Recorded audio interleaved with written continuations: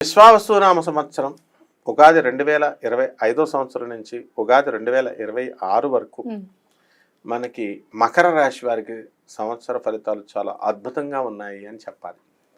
And అందరికంటే ఎక్కువ లాభపడేది ఈ మకర రాశి అని మనం క్లియర్గా చెప్పొచ్చు. కారణం ఏంటంటే 7.5 సంవత్సరాలుగా ఏడుపు పెడబొబ్బలతోనే ఉన్నటువంటి మకర రాశి వాళ్ళకి ఇప్పుడు నవ్వులు పువ్వులతో మార్చి 29, 2025 సంవత్సరం నుంచి ఉంటుంది. కాబట్టి ఏలినాటి శని వెళ్ళిపోతుంది.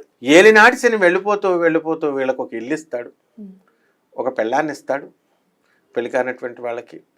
అలాగే చక్కగా ఈ ఏ కోరికలైతే తీరకుండా వదిలిపోయి ఉన్నాయో అవన్నీ కూడా అకంప్లిష్ అవుతాయి, పూర్తవుతాయి. ఇకపోతే మకర రాశి వాళ్ళకి మనకి శని కుంభరాశిలో ఉన్నటువంటి శని మీనరాశిలో ఉన్నటువంటి రాహువు కుంభరాశిలోకి వస్తాడు. అదేవిధంగా ఈ యొక్క కేతువు మనకి కన్యా రాశి నుంచి అష్టమ స్థితిగతుడు అవుతున్నాడు. అదొక్కటే మైనస్, అంటే సింహరాశిలోకి వస్తున్నాడు. ఇకపోతే గురుడు వచ్చేసరికి వృషభంలో ఉన్నటువంటి గురుడు మిథునంలోకి వస్తున్నాడు. కాబట్టి శత్రువులపై ఆధిపత్యం సంపాదిస్తారు. ఇప్పుడు ఎవరింటికన్నా వెళ్ళారనుకోండి మకర రాశి వాళ్ళు, వాళ్ళకి కాఫీ ఇవ్వలేదనుకోండి, నేను సూసైడ్ చేసేసుకుంటానని అన్నంత బాధ వస్తుంది.